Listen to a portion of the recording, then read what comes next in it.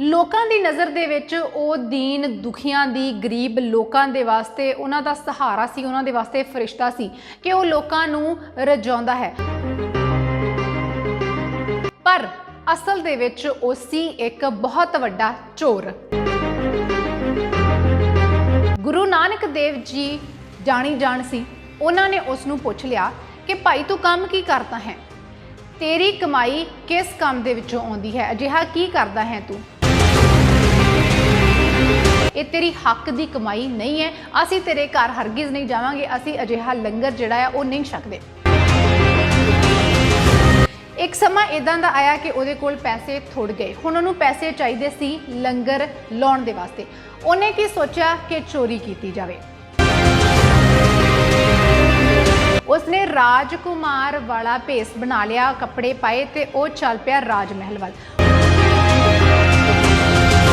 ਰਾਤ ਦੇ ਹਨੇਰੇ ਵਿੱਚ ਜਿਹੜੀ ਚੀਜ਼ ਉਸਨੂੰ ਮਿਲੀ ਉਸਨੇ ਖਾ ਲਈ ਤੇ ਜਦੋਂ ਜਾਣ ਲੱਗਾ ਉਸਨੂੰ ਗੁਰੂ ਸਾਹਿਬ ਦਾ ਵਚਨ ਯਾਦ ਆਇਆ ਕਿ ਜਿਹਦਾ ਵੀ ਤੂੰ ਖਾਵੇਂਗਾ, ਜਿਸ ਦਾ ਲੂਣ ਖਾਵੇਂਗਾ, ਜਿਸ ਦੇ ਘਰ ਦਾ ਖਾਵੇਂਗਾ, ਉਸ ਦੇ ਨਾਲ ਦਗਾ ਨਹੀਂ ਕਮਾਉਣਾ, ਲੂਣ ਹਰਾਮੀ ਨਹੀਂ ਕਰਨੀ। ਚੋਰ ਚੋਰੀ ਕਰਨ ਵੀ ਗਿਆ, ਉਹ ਵੀ ਗੁਰੂ ਨਾਨਕ ਸਾਹਿਬ ਜੀ ਦੇ ਉਪਦੇਸ਼ਾਂ ਨੂੰ ਯਾਦ ਰੱਖਦੇ ਹੋਏ, ਤੇ ਚੋਰੀ ਕੀਤੀ ਵੀ ਨਹੀਂ, ਬਚ ਵੀ ਗਿਆ। ਸਿੱਖ ਇਤਿਹਾਸ ਦੇ ਵਿੱਚੋਂ ਅੱਜ ਇੱਕ ਅਜਿਹੇ ਸਿੱਖ ਬਾਰੇ ਤੁਹਾਡੇ ਨਾਲ ਸਾਂਝ ਪਾਉਣ ਜਾ ਰਹੇ ਹਾਂ ਜਿਸ ਨੂੰ ਅਣਗੌਲਿਆ ਗਿਆ ਹੈ, ਜਿਸ ਬਾਰੇ ਬਹੁਤ ਘੱਟ ਲੋਕਾਂ ਨੂੰ ਪਤਾ ਹੋਵੇਗਾ, ਜਾਂ ਕਹਿ ਲਓ ਕਿ ਗੁਰੂ ਨਾਨਕ ਸਾਹਿਬ ਜੀ ਦੇ ਜੀਵਨ ਦੇ ਨਾਲ ਸੰਬੰਧਿਤ ਇੱਕ ਅਜਿਹੀ ਸਾਖੀ ਜਿਹੜੀ ਕਿ ਬਹੁਤ ਘੱਟ ਜਣਿਆਂ ਨੇ ਸੁਣੀ ਹੋਵੇਗੀ। ਸਾਖੀ ਇੱਕ ਅਜਿਹੇ ਬੰਦੇ ਦੀ ਜੋ ਕਿ ਚੋਰ ਸੀ, ਫਿਰ ਗੁਰੂ ਨਾਨਕ ਸਾਹਿਬ ਜੀ ਦੀ ਐਸੀ ਕਿਰਪਾ ਵਰਤੀ ਕਿ ਉਹ ਸਿੱਖ ਬਣ ਗਿਆ। ਤੇ ਇਹ ਸਾਖੀ ਇੰਨੀ ਜ਼ਿਆਦਾ ਬਾਕਮਾਲ ਆ, ਇੰਨੀ ਜ਼ਿਆਦਾ ਕਿ ਸੁਣ ਕੇ ਆਸ਼ਾਸ਼ ਕਰ ਉਠੋਗੇ। ਗੁਰੂ ਨਾਨਕ ਸਾਹਿਬ ਜੀ ਦੇ ਬਾਰੇ ਜਦੋਂ ਉਹਨਾਂ ਦੀਆਂ ਉਦਾਸੀਆਂ ਦਾ ਜ਼ਿਕਰ ਕਰੀਦਾ ਹੈ ਤਾਂ ਉਦਾਸੀਆਂ ਦੇ ਵੇਲੇ ਉਹ ਇੱਕ ਵੇਲੇ ਗਏ ਸੀਗੇ ਅੱਜ ਕੱਲ੍ਹ ਦੇ ਗੁਜਰਾਤ ਦਾ ਜਿਹੜਾ ਇੱਕ ਇਲਾਕਾ ਆ ਜੈਸੌਰ ਵਿਖੇ। ਜਦੋਂ ਉਹ ਉੱਥੇ ਪੁੱਜੇ, ਉੱਥੇ ਇੱਕ ਬਹੁਤ ਵੱਡਾ ਧਨਾੜ ਜ਼ਿਮੀਂਦਾਰ ਸੀ। ਉਹ ਜ਼ਿਮੀਂਦਾਰ ਜਿਹੜਾ ਕਿ ਲੋਕਾਂ ਦੇ ਦੁੱਖਾਂ ਸੁੱਖਾਂ ਨੂੰ ਜਾਣਦਾ ਸੀ। ਉੱਥੇ ਇੱਕ ਬਹੁਤ ਵੱਡਾ ਧਨਾੜ ਜ਼ਿਮੀਂਦਾਰ ਸੀ ਜਿਸ ਨੂੰ ਲੋਕ ਪਿਆਰ ਦੇ ਨਾਲ ਭੂਮੀਆ ਜੀ ਜਾਂ ਜਿਹਦਾ ਮਤਲਬ ਸੀ ਕਿ ਭੂਮੀ ਦਾ ਸਵਾਮੀ ਅਜਿਹਾ ਕਹਿੰਦੇ ਸੀ। ਲੋਕਾਂ ਦੀ ਨਜ਼ਰ ਦੇ ਵਿੱਚ ਉਹ ਦੀਨ ਦੁਖੀਆਂ ਦੀ, ਗਰੀਬ ਲੋਕਾਂ ਦੇ ਵਾਸਤੇ ਉਹਨਾਂ ਦਾ ਸਹਾਰਾ ਸੀ, ਉਹਨਾਂ ਦੇ ਵਾਸਤੇ ਫਰਿਸ਼ਤਾ ਸੀ ਕਿ ਉਹ ਲੋਕਾਂ ਨੂੰ ਰਜਾਉਂਦਾ ਹੈ। ਉਸ ਦੇ ਘਰ ਦੇ ਵਿੱਚ ਸਾਰਾ ਸਮਾਂ ਲੰਗਰ ਚੱਲਦੇ ਰਹਿੰਦੇ ਸੀ, ਭੰਡਾਰੇ ਚੱਲਦੇ ਰਹਿੰਦੇ ਸੀ। ਉਹਦਾ ਮਤਲਬ ਸੀ ਕਿ ਉਸ ਦੇ ਇਲਾਕੇ ਦੇ ਵਿੱਚ ਕੋਈ ਵੀ ਰਾਤ ਨੂੰ ਭੁੱਖਾ ਨਹੀਂ ਸੌਵੇਗਾ। ਲੋਕਾਂ ਦੀ ਨਜ਼ਰ ਦੇ ਵਿੱਚ ਉਹ ਅਜਿਹਾ ਬਣਿਆ ਹੋਇਆ ਸੀ, ਪਰ ਅਸਲ ਦੇ ਵਿੱਚ ਉਹ ਸੀ ਇੱਕ ਬਹੁਤ ਵੱਡਾ ਚੋਰ। ਇਸ ਤਰ੍ਹਾਂ ਲੰਗਰ ਲਗਾ ਕੇ ਉਸਨੇ ਆਪਣੇ ਇਲਾਕੇ ਦੇ ਵਿੱਚ ਬਹੁਤ ਸਾਰੀ ਪ੍ਰਸਿੱਧੀ ਹਾਸਲ ਕੀਤੀ ਹੋਈ ਸੀ ਕਿ ਉਹ ਦੁਖੀਆਂ ਦੀ ਸੇਵਾ ਵਾਸਤੇ ਹਮੇਸ਼ਾ ਹੀ ਤਤਪਰ ਰਹਿੰਦਾ ਸੀ। ਹੁਣ ਜਦੋਂ ਉਸ ਦੇ ਇਲਾਕੇ ਦੇ ਵਿੱਚ ਗੁਰੂ ਨਾਨਕ ਦੇਵ ਜੀ ਪੁੱਜੇ ਤਾਂ ਉਸਨੇ ਉਹਨਾਂ ਦੇ ਬਚਨਾਂ ਦੀ ਵਡਿਆਈ ਸੁਣੀ, ਉਹਨਾਂ ਦੀ ਬਾਣੀ ਦੀ ਵਡਿਆਈ ਸੁਣੀ ਕਿ ਇਲਾਕੇ ਦੇ ਵਿੱਚ ਇਸ ਤਰ੍ਹਾਂ ਇੱਕ ਫਕੀਰ, ਇੱਕ ਸਾਧੂ ਆਇਆ ਹੈ ਗੁਰੂ ਨਾਨਕ ਕਰਕੇ। ਜਦੋਂ ਉਸਨੇ ਸੁਣਿਆ ਤਾਂ ਉਹ ਝੱਟ ਦੇਣੀ ਉੱਥੇ ਪੁੱਜ ਗਿਆ ਕਿ ਜਿਹੜਾ ਵੀ ਹੈ ਉਹ ਮੇਰੇ ਘਰ ਆਣ ਕੇ ਵੀ ਲੰਗਰ ਛਕੇ। ਉਹ ਗਿਆ ਤੇ ਗੁਰੂ ਸਾਹਿਬ ਨੂੰ ਜਾ ਕੇ ਕਹਿਣ ਲੱਗਾ ਕਿ ਤੁਸੀਂ ਇੱਥੇ ਆਏ ਹੋ, ਮੈਨੂੰ ਬਹੁਤ ਖੁਸ਼ੀ ਹੋਵੇਗੀ, ਮੇਰੇ ਬਹੁਤ ਵੱਡੇ ਭਾਗ ਹੋਣਗੇ ਜੇਕਰ ਤੁਸੀਂ ਮੇਰੇ ਘਰ ਜਾ ਕੇ ਲੰਗਰ ਛਕੋ। ਗੁਰੂ ਨਾਨਕ ਦੇਵ ਜੀ ਜਾਣੀ ਜਾਣ ਸੀ। ਉਹਨਾਂ ਨੇ ਉਸ ਨੂੰ ਪੁੱਛ ਲਿਆ ਕਿ ਭਾਈ ਤੂੰ ਕੰਮ ਕੀ ਕਰਦਾ ਹੈ, ਤੇਰੀ ਕਮਾਈ ਕਿਸ ਕੰਮ ਦੇ ਵਿੱਚੋਂ ਆਉਂਦੀ ਹੈ, ਅਜਿਹਾ ਕੀ ਕਰਦਾ ਹੈ ਤੂੰ, ਤੇ ਜਿਸ ਦੇ ਤੂੰ ਲੰਗਰ ਚਲਾਉਣਾ ਹੈ। ਇਹ ਸੁਣ ਕੇ ਉਹ ਚੁੱਪ ਰਹਿ ਗਿਆ। ਉਹ ਸੋਚਣ ਲੱਗਾ ਵੀ ਮੈਂ ਹੁਣ ਕੀ ਜਵਾਬ ਦੇਵਾਂ ਕਿ ਮੈਂ ਕੌਣ ਹਾਂ, ਮੇਰੀ ਕਮਾਈ ਕਿੱਥੋਂ ਆਉਂਦੀ, ਮੈਂ ਕਿਵੇਂ ਲੰਗਰ ਲਾਉਂਦਾ ਹਾਂ।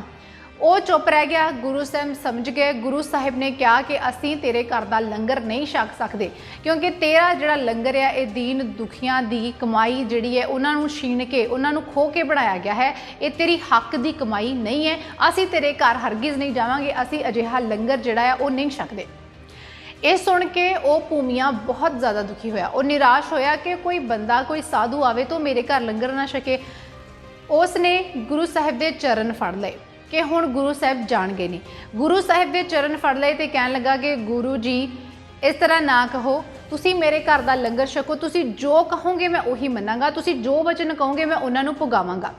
ਗੁਰੂ ਸਾਹਿਬ ਨੇ ਕਿਹਾ ਕਿ ਸੋਚ ਲੈ, ਵਚਨਾਂ ਨੂੰ ਪੁਗਾਉਣਾ ਬਹੁਤ ਜ਼ਿਆਦਾ ਔਖਾ ਹੁੰਦਾ ਹੈ, पर उसने भरोसा दिवाया कि तुसी जो भी आग्ञा देवोगे मैं उसका पालन करांगा। गुरु साहिब ने फिर उसनू की उपदेश दिते, 3 वचन कीते। पहला ये कि तू चोरी नहीं करेगा, कितेों भी चोरी नहीं करेगा। दूजा ये कि तू गरीबां दा शोषण नहीं करेगा, दुखियां नू तंग नहीं करेगा ते ना ही हुंदे होए देखेगा।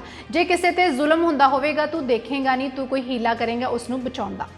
तीसरा जो वचन किया उपदेश दिता वो ये कि जिहदा तू लूण खावेगा उस दे नाल दगा नहीं करेगा, उस दे नाल धोखा नहीं कमावेगा।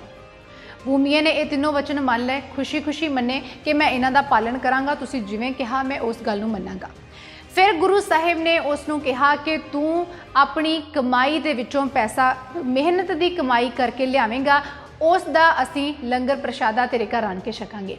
भूमिया गया जंगल दे विच, उसने बालन दे वास्ते जो उसनूं चंगियां लकड़ां मिलियां वो कट्टियां, उन्हां नूं लैके उन्हां दी गठड़ी बनाई ते बाजार दे विच चलिया गया। बाजार दे विच उस गठड़ी नूं बालन नूं वेचा, जिन्ने पैसे होए उस पैसे दी उन्हें रसद खरीदी, जो भी सीगा उसका फिर उन्हें भोजन तैयार किया ते उस भोजन नूं उन्हें गुरु साहिब नूं छकाया। गुरु साहिब ने भोजन छकिया, वो खुश होए, उन्होंने भूमिए नूं आशीर्वाद दिता ते अगे चल पे। समा अपनी चाले चलता गया, बीतता गया। काफ़ी समय बाद हुण उन्हें चोरियां करनियां छड्ड दित्तियां सी, मेहनत की कमाई उहदे कोल आउंदी सी, उन्हां दे ही वो लंगर लगाउंदा सी। एक समा इदां दा आया कि उहदे कोल पैसे थुड़ गए, हुण उहनूं पैसे चाहीदे सी लंगर लाउण दे वास्ते। उन्हें की सोचा कि चोरी की जाए। चोरी करन वास्ते उसने पूरा अपना प्लान बनाया कि उत्थे कोई राजे का महल है, राजे के महल दे विच डाका मारिया जाए, वड्डी चोरी की जाएगी। उसने राजकुमार वाला भेस बना लिया, कपड़े पाए ते वो चल पिया राजमहल वाल। हुण जदों जा रहा सी तां राह दे विच राजमहल के दरबारी ने उसनूं रोक के पूछा भी तू कौन है ते किधर चला आ, राजमहल वाल की काम आ। ते भूमिया उसने हुण गुरु नानक साहिब जी नूं 3 वचन कीते हुए सी, झूठ नहीं बोलना, दुखियां दा गरीबां दा शोषण नहीं करना, हुंदे होए भी नहीं देखना, ते जिहदा लूण खाना लूण हरामी नहीं करनी। हुण वो झूठ नहीं सी बोल सकदा। उसने की कीता, सच्चो सच दस दिता भी मैं चोर हाँ ते मैं चोरी करन चलिया आ राजमहल दे विच, मैनूं लोड़ आ पैसिਆਂ दी। ते दरबारी हसन लगे भी ये राजकुमार आ, इसने इन्ने सोहणे कपड़े पाए हुए ते चोरी करूगा, उहदे ते हसन लगे ते उन्होंने कहा भी जा। वो चलिया गया राजमहल वाल। राजमहल दे विच गया जिथे उसका खजाना सी, जिथे हीरे जवाहरात जां जिथे उसका प्रॉपर खजाना पिया सी, उत्थे गया। उसने जाके काफ़ी सारे गहने गट्टे जां जो उसनूं समान चाहिए सी उन्हें इकट्ठा किया ते जदों चलन लगा उसनूं भुख लग गई। उसने सोचा भी मैं इत्थों कुछ खा लेना है। हुण वो रसोई दे विच गया जिथे भी उन्हां दा खाना दाना सी, उत्थे जाके उसने कुछ ना कुछ खा लिया, अपनी भुख की तृप्ति की। रात के हनेरे में जिहड़ी चीज़ उसनूं मिली उसने खा ली ते जदों जान लगा उसनूं गुरु साहिब का वचन याद आया कि जिसदा भी तू खावेगा, जिसदा लूण खावेगा, जिसके घर का खावेगा, उस दे नाल दगा नहीं कमाउणा, लूण हरामी नहीं करनी। फिर की सी, उसने जो कुछ चोरी किया, गहना गट्टा हीरे जवाहरात, वो उथे दे उथे धर दिते। चोरी की भी पर गुरु साहिब के बचनां नूं चेते दे विच रख के, झूठ भी नहीं बोलिया ते हुण उन्हें चोरी करके समान लिजाना सीगा, पर जिस घर का खादा उस घर दे नाल दगा नहीं कमा सकदा सी। उसने सारे हीरे जवाहरात उथे दे उथे रख दिते। हुण उथों चलिया गया। जदों सवेर होई तां सारा राजे नूं तां पता लग ही जाना सी, उथे चीज़ां दी जांच करवाई गई पर कुछ भी चोरी नहीं होया।